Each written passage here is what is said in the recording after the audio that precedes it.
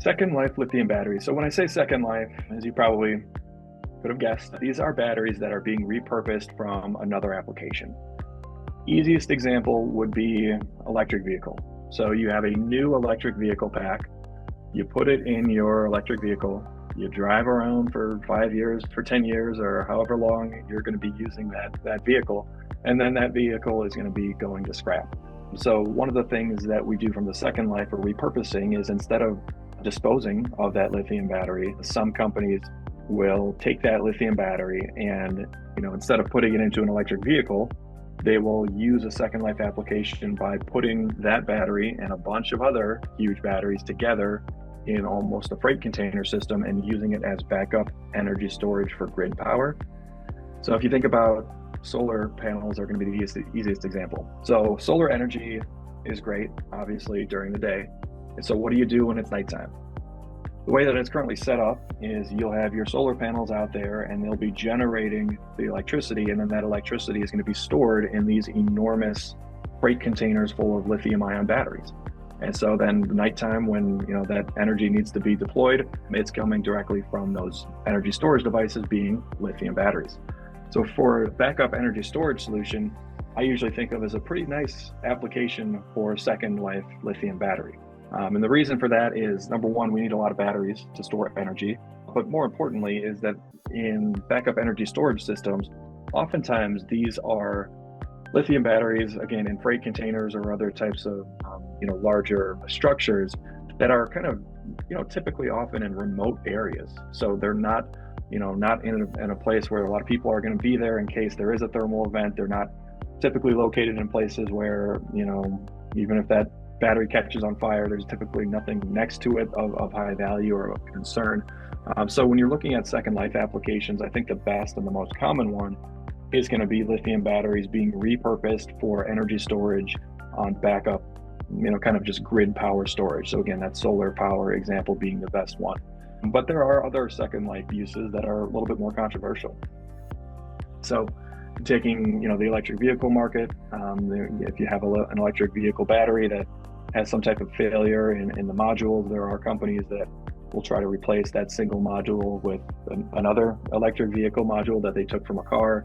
So there's different ways that you can repurpose lithium batteries that are a little bit more controversial, I guess I'll say. And the reason I guess I bring up controversial is, as you can probably guess, a second life lithium battery is usually considered to be a little bit more hazardous or a little bit more dangerous than a new lithium battery. Just the simple reason is the battery's been charged and discharged through a lot of cycles. The batteries probably sustained some type of, could have sustained some type of damage, from the electric vehicle world. You're driving over the road for X amount of miles. If there was any impact or crashes, it can develop internal defects throughout the course of its life. So we usually think of second life batteries as a little bit higher hazard or higher risk. So putting them in applications where, you have backup energy storage on a grid out in remote areas, I think most people think is reasonable from a safety perspective.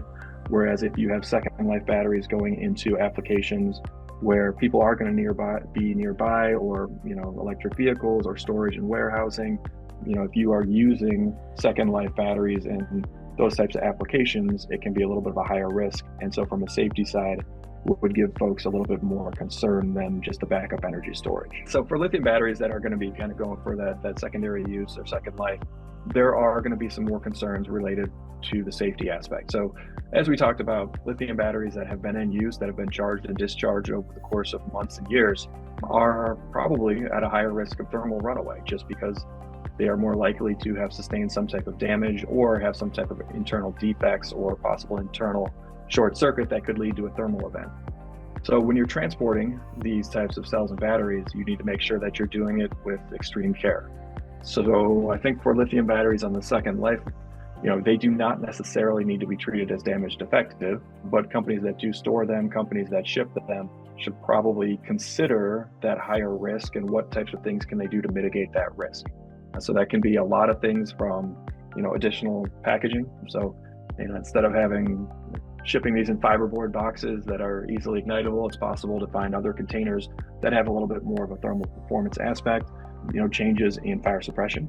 You may have certain fire suppression guidelines and regulations for normal batteries at low state of charge, but if you have these second life batteries, not only do they have that higher risk likely from their previous use, but also most of the time second life batteries are not necessarily coming to you at low state of charge. So they could be fully charged batteries that have a little bit of a higher risk. So what type of either containment or what type of facility level fire suppression should you consider when storing those batteries, maybe a little bit above and beyond what you would for a new battery.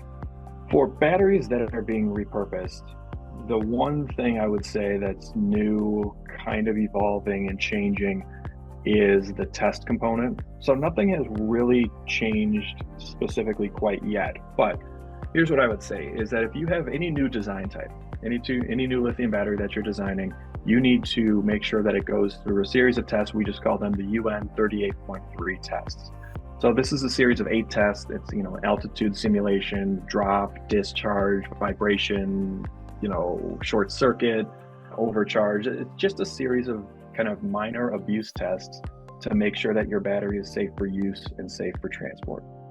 So any new lithium battery has gone through these tests, and once they pass the test, they're considered UN 38.3 tested, which is just kind of a safety certification, and they can be stored and shipped around the world. One of the new developments on this is concerns around 38.3 tests for batteries that are being repurposed. So if you take your battery from an electric vehicle, that battery has gone through the 38.3 tests, but now after 5 years, to repurpose that lithium battery, do you have to test that battery to the 38.3 test again? The answer right now is no. So your 38.3 test lives for the entirety of that battery's life. But there's some questions from the regulators from the safety side of, if you're going to be repurposing your batteries after X amount of years, is there any additional testing that would be appropriate to say, okay, well, now you're taking it from the electric vehicle and you're going to put it into the freight container for storage. Should there be a required test? Maybe not the whole 38.3 test. Maybe you don't have to send it through all 8 tests, obviously, but is there anything that we can do from the safety side to say, if you're going to be repurposing it, you don't have to do all the tests, but consider X, Y, and Z before it's going to be repurposed for a second life. There's certainly battery manufacturers and product manufacturers that get a little uncomfortable about their batteries being reused for second life applications that they have not necessarily signed off on.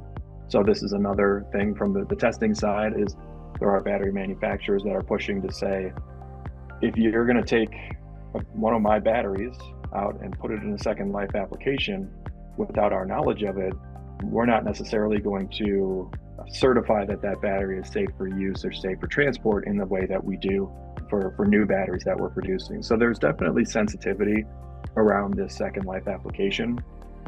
And I don't know where it's all going to head, because we have, in my view, kind of competing priorities here. Is we have the safety side. So second life batteries, I think everybody would agree, if you compare a second life battery to a new battery, which one is safer? The new battery is oftentimes going to be considered to be safer. So you have the safety side of it, but then you're competing against like the sustainability priorities as well. If you do have batteries that are being taken out of an electric vehicle, a battery may still have some value. It still may have some use, especially as backup energy storage for a solar farm, for example. So are we willing to compromise a little bit on safety to get an efficient use out of a lithium battery to store backup solar energy? That's a question that we all kind of have to grapple with in terms of what are our priorities between safety and sustainability. I think there's probably a good middle ground there. I think I mentioned that earlier, that second life applications for things that are in remote areas, for backup energy on a solar farm, I personally would be comfortable with some of the safety concerns around those, because there's not a lot of huge downside in terms of thermal runaway for those types of applications. Whereas there's other type of second use applications that I would not be in support of. And it's just, there's no one answer to the question. And as far as where things are headed on this, it's going to be a battle for a while in terms of battery manufacturers pointing out safety concerns around second life applications, but people understandably wanting to use batteries their full, in their entirety of their useful life to, store energy and kind of, attain some of those sustainability goals.